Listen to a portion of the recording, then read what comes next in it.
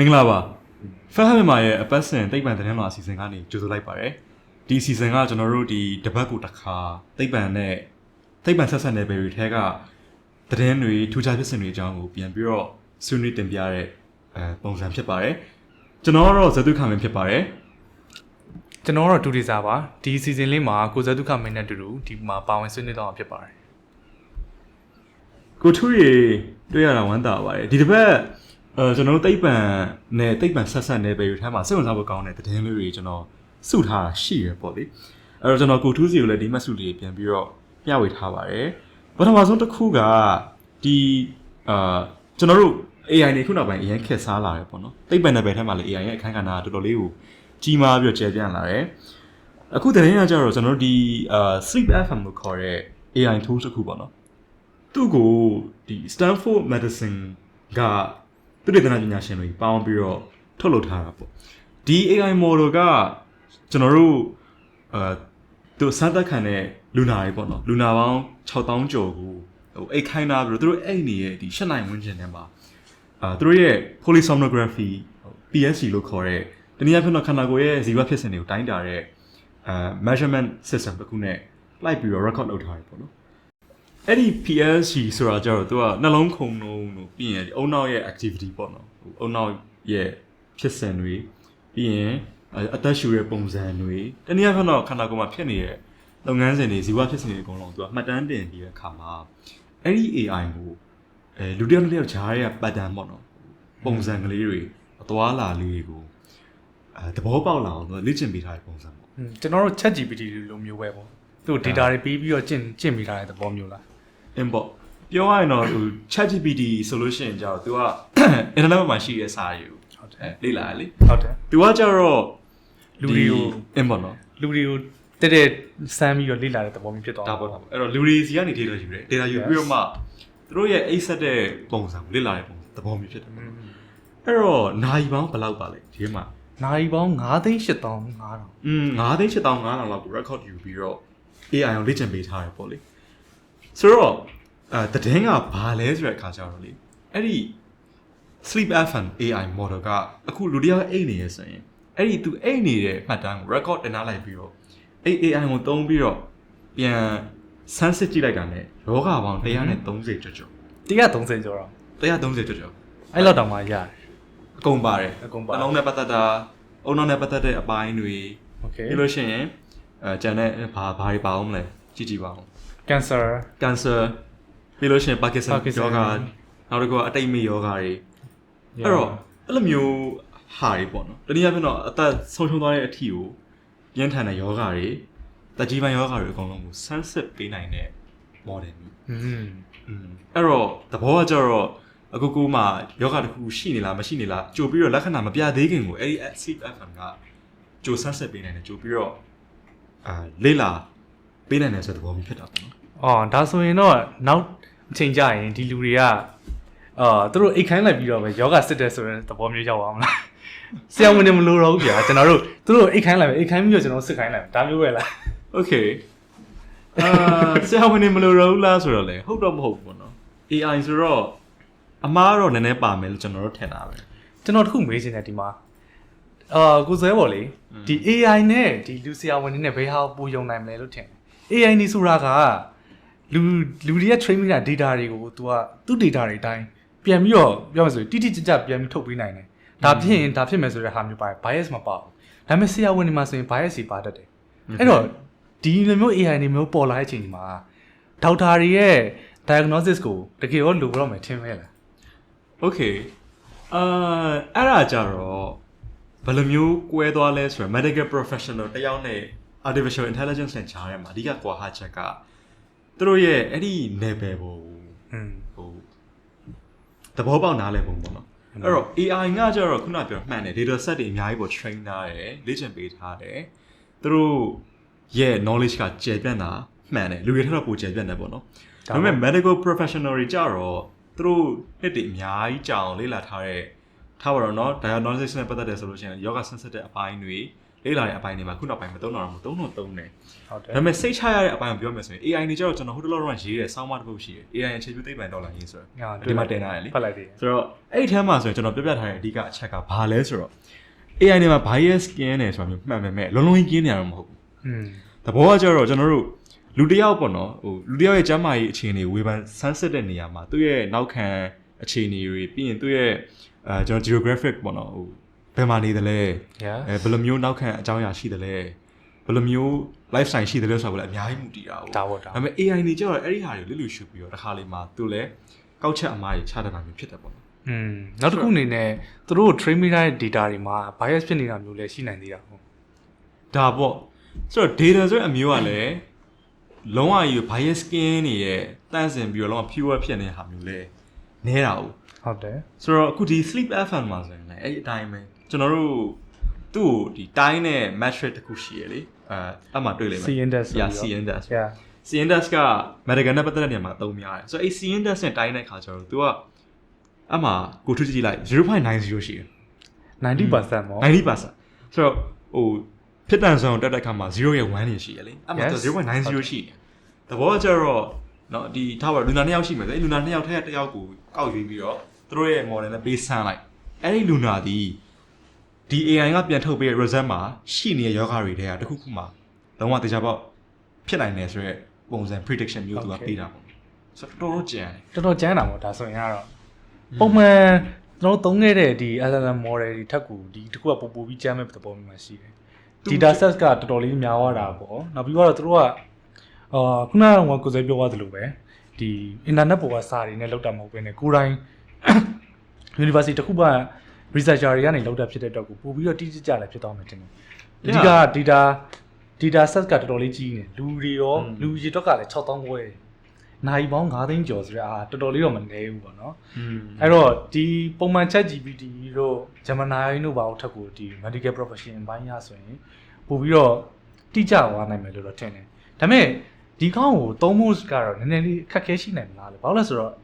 အိတ်ခိုင်းမှုဆိုသူ့တက်ကိုစက်ကြီးတစ်ခုလုံးဖန်တီးရမယ်နဲ့တူတယ် Okay အဲ့ဒါကြတော့လေ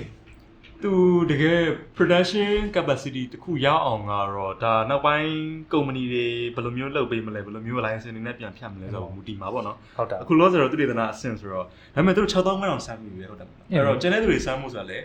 တိတ်တော့ခက်တာပေါ့နော်အဲ့တော့ဒီမှာဆိုရင်သူကအဲ့ Parkinson တို့ dementia တို့လိုမျိုးတကယ်ဟိုဖြစ်ဖြစ်တာရှိယောဂတွေမှာဆိုရင်သွားပြီးတော့အလုပ်လုပ်တာတွေ့ရတယ်ပေါ့လေနောက်တစ်ခုကကျတော့သူက large language model ဆိုတာထက်ဒီ data set တွေပေါ့အခြေခံထားတဲ့ medical research model ပေါ့ဆိုတော့ LLM နဲ့ဘာကွာတယ်လဲဆိုတော့သူ့ထည့်ပေးထားတဲ့ data set တွေကအရန် clean ဖြစ်တယ်ဟုတ်တယ်နောက်တစ်ခုကသိပ္ပံနည်းကျ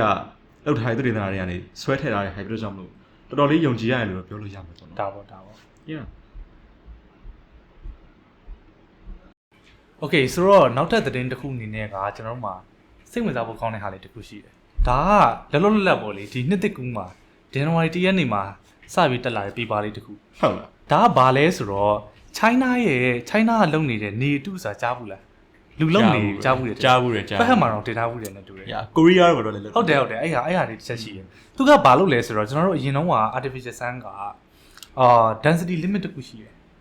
သူ့ရဲ့ density limit ကဘယ်လိုလဲဆိုတော့green wall limit လို့ခေါ်တဲ့ဟာလေးရှိတယ်အဲ့ကောင်သူ့ရဲ့ density ကကျော်လို့မရဘူးကျော်ရဲဆိုရင်သူကအဲ့ဒီထဲကဒီ plasma တွေကဘယ်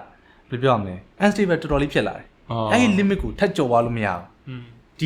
ဒီ density ထက်ကိုကျော်တာနဲ့ကိုသူကဘယ်လို့မှ stable မဖြစ်တော့ဘူး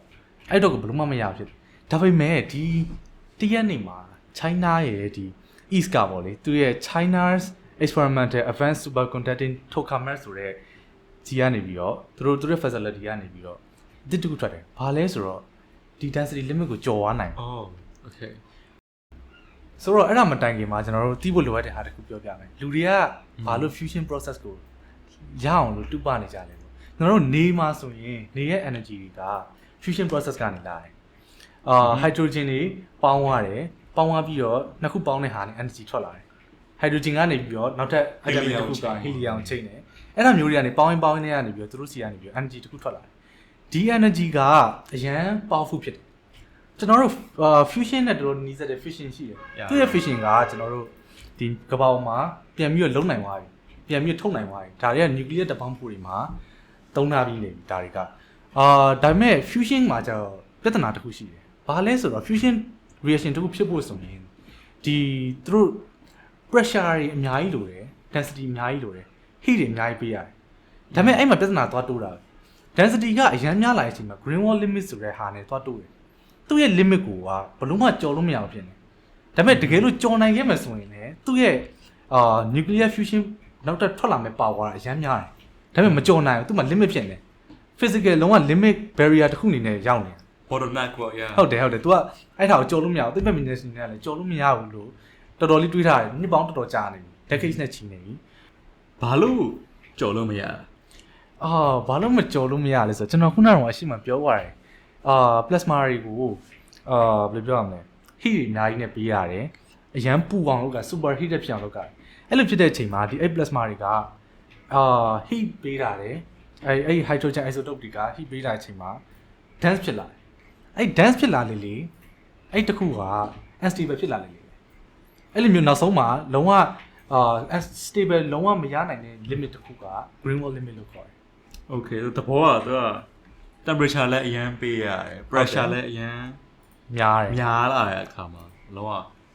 တိတ်သီးလာတယ်ပေါ့တိတ်သီးလာ unstable ဖြစ်သွားပြီးတော့ဟုတ်တယ်ခုန fusion ဖြစ်ခံနေလေဖြစ်ဖို့အတွက် power နည်းနည်းထွက်ချင်နေတာမရဘူးအဆင်မပြေလာဘူးဖြစ်နေသူ့ရဲ့ power ထွက်တဲ့ဟာ equation ရှိတယ်ဘယ်လိုလဲဆိုတော့အခု density ကိုသူက square နဲ့သွားတာ proportion square ဘာလို့လဲဆိုတော့အခုပြောချင်တာဒီ density ကနှစ်တိုးသွားတိုင်းကို square နဲ့၄ဆ power output ကထွက်လာdensity 2ဆတိုးရဲဆိုရင်ဟုတ်ကောင်4ဆသွားတိုးမှာ power fusion power 4ဆသွားတိုးမှာအဲ့လောက်ကြီးကျန်းတယ်ဒါပေမဲ့ကြော်လို့မရတာအဲ့ပြဿနာတော်တော်တက်နေတယ်ဒါပေမဲ့အခုတစ်ခေါက်မှဒီ east ကနေပြီးတော့အဆင်ပြေသွားတယ်သူကအဲ့ဒါအဲ့ region ကိုကြော်သွားနိုင်သွားပြီဆိုတော့ကိုစွဲ fusion ကြောင့်နည်းနည်းလေး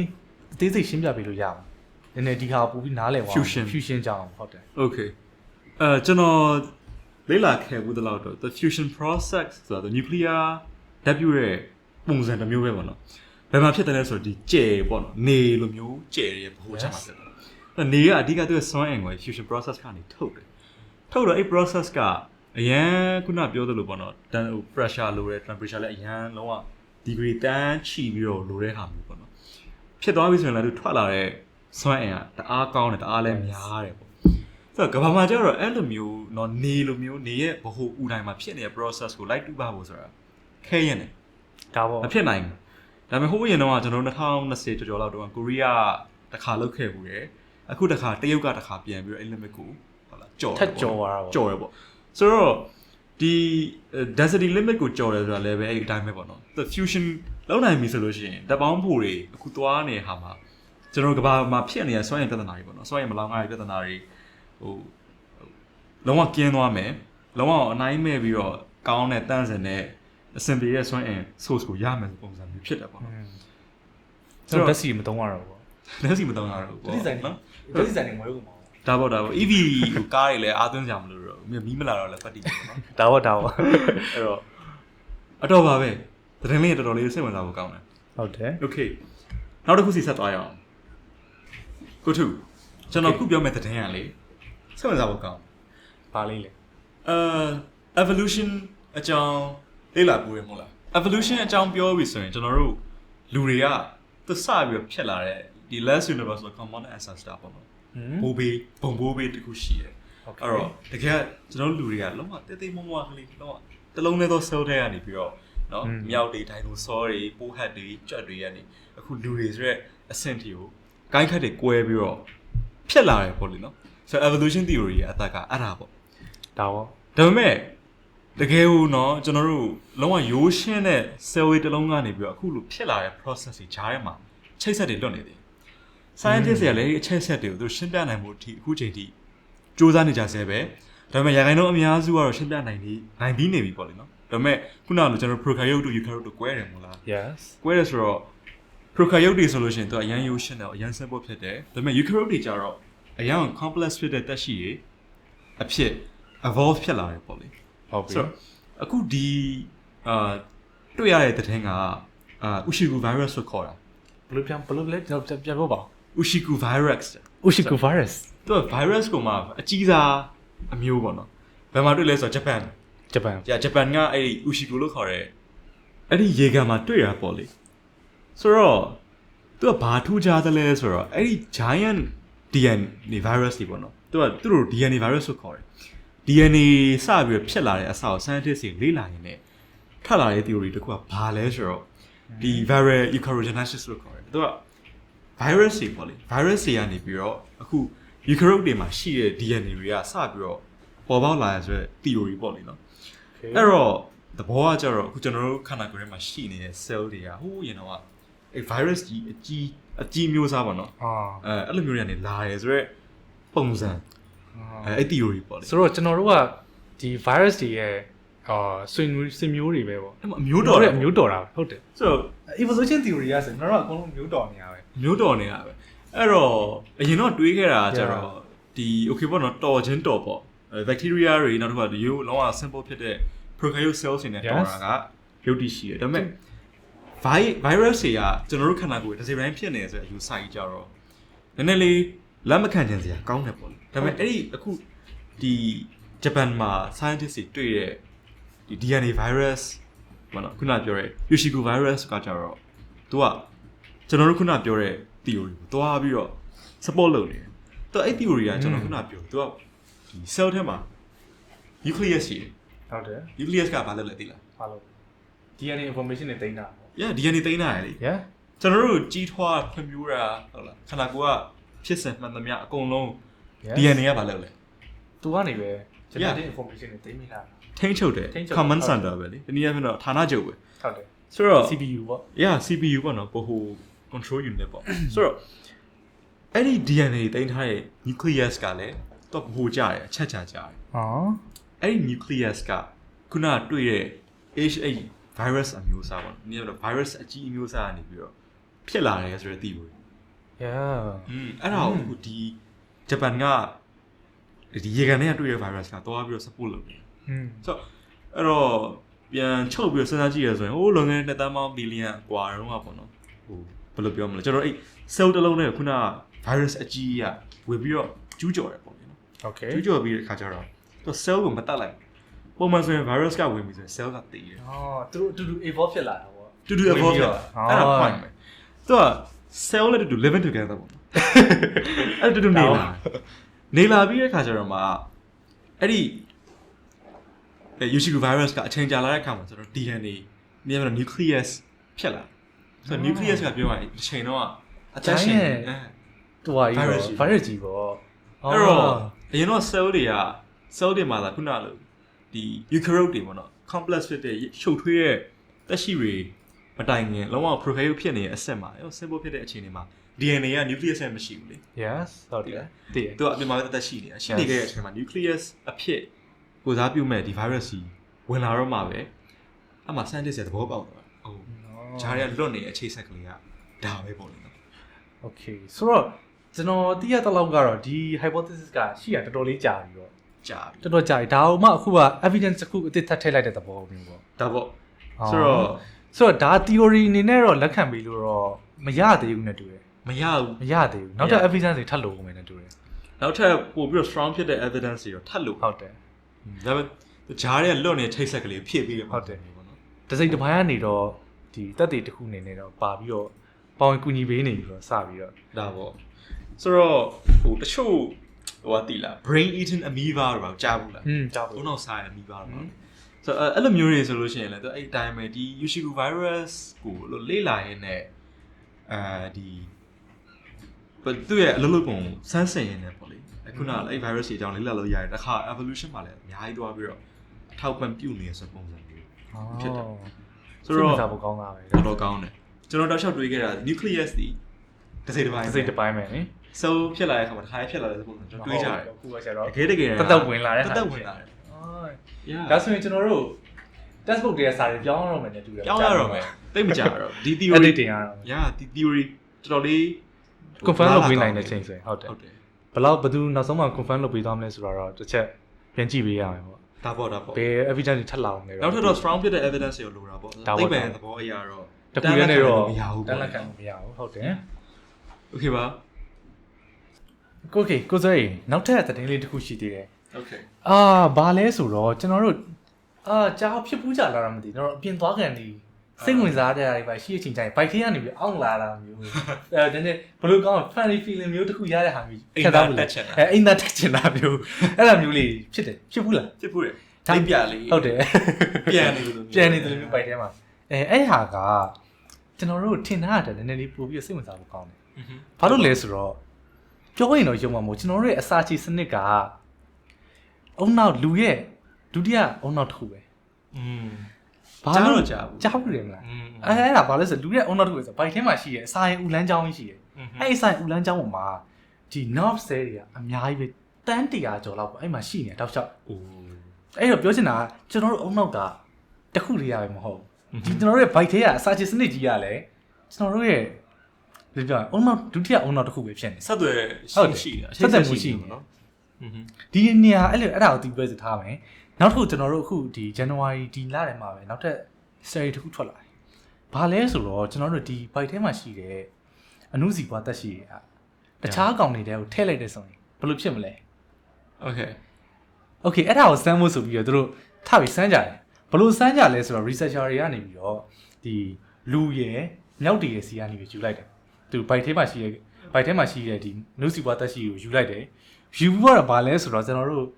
အမြဲတမ်းသုံးနေကြပါလိကြွက်လေးတွေထည့်ကြွက်လေးတွေထည့်တော့ဘာမှသုံးစရာမရှိကြွက်ပဲထည့်နောက်လေမလို့ကြွက်ကိုတော့ထည့်ကြဆန်းလို့ကောင်း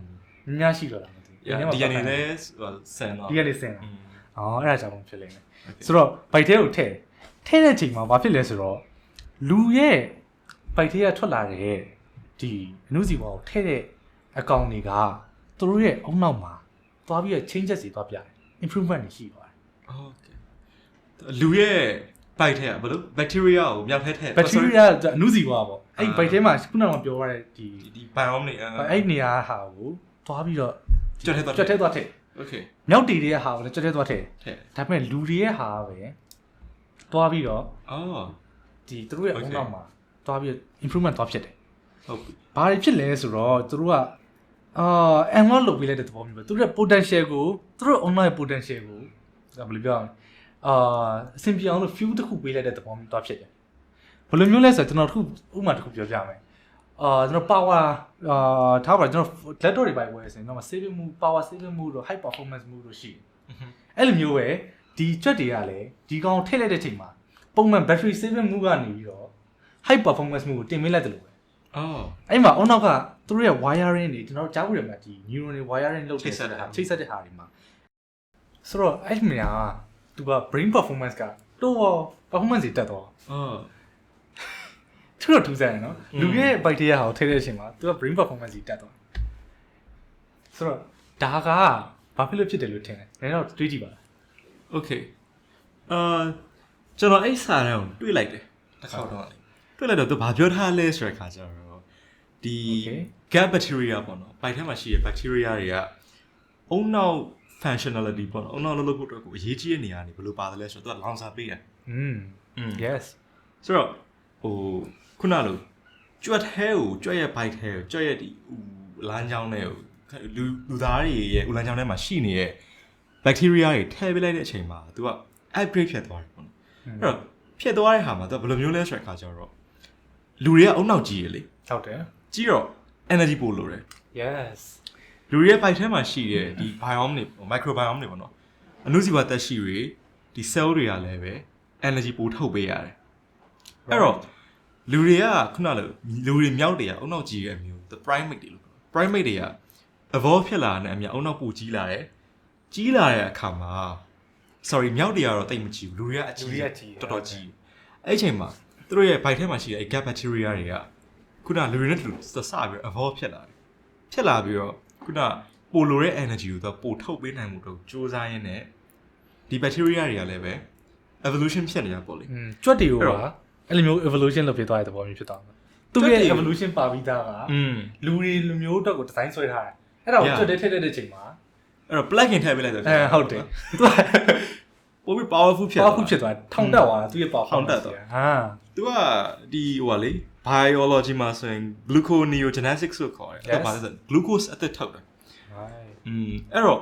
လိုအပ်တဲ့ထားပါတော့နော်အုံနောက်လုပ်ဖို့တော့ဆို glucose လိုအပ်တဲ့အမျိုးအစားပဲအမျိုးအစားရှိမလဲအဲ့ရှိတဲ့အမျိုးအစားကိုဒီထည့်ပေးလိုက်တဲ့ bacteria တွေထုတ်ပေးနိုင်တယ်ကြွက်ရဲ့ငကိုရှိတဲ့ဟာတော့မထုတ်ပေးနိုင် ဆိုတော့ကျွန်တော်သိချင်တာတစ်ခုရှိရယ်တကယ်လို့ခုနကတော့ပြောသလိုပဲဒီ mice တွေကဒီကြွက်တွေကဒီ gene အရာတော့ DNA ကလူတွေနဲ့တော်တော်နီးစပ်လို့သုံးတာဟုတ်တယ်မြောက်တွေဆိုလည်းကျွန်တော်နီးစပ်တာပဲဟုတ်တယ်ဘာလို့မြောက်ကိုဘာလို့မသုံးတာဘာလို့ဒီကြွက်ကိုမှသုံးတာ Okay ဘာလို့ကြွက်ကိုမှသုံးသလဲဆိုတော့ခုနပြောတဲ့ဒီ gene expression နဲ့ဆိုင်ပဲပေါ့နော်မြောက်တွေရောကြွက်တွေရောလူတွေရောဒီ၃ယောက်စလုံးကဟိုးတစ်ချိန်တော့အမျိုးတွေပဲအမောကြွက်ကလည်း DNA လူနဲ့ဆက်နေပေါ့လေကြွက်ကကျတော့ तू က control လုပ်ရတာပိုလွယ်တယ် laboratory ထဲမှာ तू တင်ရပြရတာသိရမလားလိုပဲသူလိုစမ်းတက်ရတဲ့ဟာပို့ပြီးတော့အဆင်ပြေရပေါ့လေအဲ့ကြောင့်သုံးတယ်ပေါ့မြောက်ကျတော့စမ်းလို့မရတာတော့မဟုတ်စမ်းလို့ရတယ်ဒါပေမဲ့ခုနပြောသလိုမြောက်တွေရဲ့ဘိုက်ထဲမှာရှိနေတဲ့ဒီ microorganism တွေနဲ့လူတွေရဲ့ဘိုက်ထဲမှာရှိနေတဲ့ဟာတွေနဲ့ကအနေထားချင်းဆင်တယ်ပေါ့လေတူတော့အများကြီး impact မထွက်လာမှာအများကြီး impact မထွက်ဘူးတိုင်းရတဲ့အခါမှာ margin ကသေးတယ်ဟုတ်တယ်ဆိုတော့ကြွက်ကိုစမ်းတဲ့အခါကျတော့ကြွက်က DNA ပဲတူတာပေါ့လေဆိုတော့ကုထု gene expression ဆိုကြားဘူးမယ်တဲ့ကြားဘူးရ right ကျွန်တော်တို့ DNA ကိုเนาะဘယ်လိုမျိုးဘာသာပြန်လဲ express လုပ်တယ်လဲဆိုတော့ term ပေါ့လေ အဲ့တော့ဟိုလူတွေနဲ့မြောက်တွေနဲ့ DNA ချင်းဆက်တယ်ဒါဆိုရင်ဘာလို့ကြွက်က sorry မြောက်ကလူဖြစ်မလားလဲเนาะကြွက်ကရောဘာလို့လူဖြစ်မလားလဲဒီလိုမျိုးနေပေါ်လာရ right ဟုတ်တယ်အဲ့ဒီအဖြေအတွက်ကတော်တော်လေးကြီးရယ်တော်တော်ကြီးအဲ့ဒီပြဿနာတော်တော်ကြီးရယ်evolution မှာတော်တော်လေးကိုအမဲခံရဆဲခံရတယ်တော့ပါတယ်ဟုတ်တယ်ဘာလို့ဖြစ်လာတယ်ဆိုတော့ဒီလူတွေရဲ့အုံနောက် function ကတခြားဘယ်တက်ရှိနေမှမတူအုံနောက်ကတော်တော်ကြီးရယ်အဲ့တော့ခန္ဓာကိုယ်ကအဲ့အုံနောက်ကို support လုပ်ဖို့တော့တအားရုန်းကန်ရတယ်အဲ့တော့ဟိုးရင်တော့ဒီမြောက်เนาะဒီလူသားရှေးဦးမျိုးနွယ်ရှိရယ်ဟုတ်တယ်နီယန်ဒါဆိုဆိုပါတော့ပေါ့ yes သူတို့ဆိုရင်မာဆိုကြီးကြီးရယ်ခန္ဓာကိုယ်ကြီးအရင်เนาะ strong ဖြစ်တယ်ဘာလို့လဲဆိုတော့သူတို့ရဲ့ခန္ဓာကိုယ်အပြင်ဘက်ကဒီခုနက physical development အတွက်ကိုခန္ဓာကိုယ်က energy တွေအကုန်သုံးတယ်ကွယ်အုံနောက်မှာတိတ်ပြီးတော့မပေးတာဘူးဒါနောက်ပိုင်း sapiens ခေတ်ရောက်လာတဲ့ခါကျတော့ sapiens ကအုံနောက်တအားသုံးတာ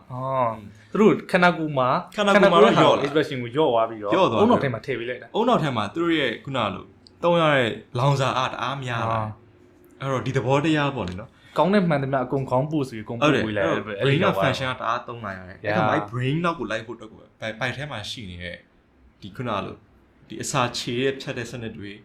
ဒီ digestive system ကလည်းလိုက်ရတယ်ပေါ့လေအမောအဲ့တော့ကြွက်တွေမှာလည်းပဲအဲ့ဒီအတိုင်းပဲကြွက်တဲ့လူနဲ့ DNA တူတာမှန်တယ်ဒါပေမဲ့ the way like သူတို့ express လုပ်တဲ့ပုံစံချင်းပေါ့လေနော်ကြွက်ရဲ့ DNA ကတူပေမဲ့အကုန်လုံးကအလုပ်လုပ်နေရမှာဒါပေါ့တချို့ဟာတွေကပိတ်ထားတယ်တချို့ဟာတွေကလိုတဲ့ဟာလောက်ပဲဖွင့်တယ်နောက်တစ်ခုကလိုတဲ့ဟာလောက်ပဲအလုပ်လုပ်တယ် okay limitation ရှိနေတယ်ဒါပေါ့နော်မြောက်တယ်ဆိုရင်လည်းအဲ့အတိုင်းပဲ DNA တော့တူတယ်ဒါပေမဲ့ခုန visa ထုတ်ပေါ်တဲ့ပုံစံချင်းမှာကွဲသွားတဲ့အခါမှာမြောက်နဲ့လူနဲ့ဒီ DNA ချင်းဆင်မဲ့ဘာဖြစ်လဲမြောက်ကမြောက်ဖြစ်နေရယ်လူကလူဖြစ်နေတယ်ဒါပေါ့နော်လူနဲ့တယောက်ကျွန်တော်တယောက်နဲ့တယောက်ချင်းတော့ DNA ဘယ်လောက်တူလဲ99.99 yeah နော် 0.001% လောက်ပဲကွာဒါပေမဲ့ဖြူတယ်မဲတယ်နော်ပူတယ်ဝတယ်အကုန်လုံးက0.01ဟာလေးနဲ့ပဲအဲ့ဒါပေါ်မှာမူတည်ပြီးကွဲနေရုပ်ရည်သွင်းပြန်အစားနော်နှာခေါင်းထူရမျက်ခုံးပါတဲ့တော်တော်လေးစိတ်ဝင်စားဖို့ကောင်းတာပဲဒါဆို DNA ရဲ့အဲ့တော့အဲ့ဒါခုနကွာသွားတဲ့ percentage တေးသေးလေးကကျွန်တော်တို့ဖြစ်စေတဲ့ expression ပေါ့လေနော်ဘယ်လိုမျိုးပေါ်ပေါက်စေတယ်လဲသူရဲ့ထားကြွတဲ့ပုံစံချင်းတချို့ဟာဆိုပိတ်နေမချို့ဟာဆိုပွင့်နေမယ်ဒါပဲသွားပြီးအဆုံးဖြတ်ပေးသွားတာနော်ဆိုတော့ခုနမြောက်တဲ့ကိစ္စမှာဆိုရင်လေအဲ့လိုဖြစ်မယ်လို့ကျွန်တော်တို့ယူဆတယ်သူတို့စမ်းတဲ့ဟာလည်းတော်တော်လေးစိတ်ဝင်စားဖို့ကောင်းတယ်လို့တော်တော်လေးလဲမိုက်တယ်ပေါ့လေဒါဆိုရင်ကျွန်တော်တို့ဒီအကြောင်းလေးကို research လေးတိကျလုပ်ပြီးတော့ flash မှာတင်လိုက်ရင်မစိုးဘူးဗျမစိုးဟုတ်တယ်နော်မှန်တယ်ပြောရင်ရှေ့ရသတင်းတွေအကုန်လုံးကျွန်တော်တို့တင်ဖြစ်လာမယ်အကုန်လုံးတင်လိုက်ရင်မစိုးဟုတ်တယ်နော်နောက်တော့ဘာတွေပါမလဲဆိုတော့ဒီ China ရဲ့ဒီ density ကျော်အောင်လုပ်နိုင်တဲ့ဟာပါတယ်ဟုတ်တယ်နောက်ပြီးသွားရင်ကြွက်ကိစ္စပါတယ်အုံနောက်ကြက်ဟုတ်တယ်ပြီးရင်ရှေ့ကကျွန်တော်တို့ဒီvirus ကိစ္စဘယ်လိုခေါ်လဲကျွန်တော်အဲ့နာမည်Ushiku virus yes အဲ့ဒါရဲ့ okay အဲ့ဒါရဲ့အဲ့လည်းတော်တော်ကျန်းတယ်နောက်တော့ sleep FM အဲ့ဒါအမိုက်ဆုံးပဲအဲ့ဒါအမိုက်ဆုံးsleep အဲ့တော့ အခုဒီတစ်ပတ်ကတော့ကျွန်တော်တို့ science ရဲ့ biology ဘက်မှာတော့တော်တော်လေးများတယ်ပေါ့နော်စိတ်ဝင်စားတဲ့သတင်းတွေနောက်တစ်ပတ်မှာဘယ်လိုမျိုးစိတ်ဝင်စားတဲ့သတင်းတွေဆက်ပြီးတော့ရှိမလဲ ပြီးတော့ဘယ်လိုဆွေးနွေးကြင်ကြကောင်းနိုင်ရှိမလဲဆိုတာကိုကျွန်တော်ကုတူဒေစာနဲ့ကိုဇောတုကမင်းတို့ကနေပြီးတော့နောက်တစ်ပတ်မှာစောင့်ကြည့်တင်ဆက်ပေးသွားမှာဖြစ်ပါတယ်အဆုံးထိနားထောင်ပေးတဲ့အတွက်ကျေးဇူးတင်ပါတယ် ကျေးဇူးအများကြီးတင်ပါတယ်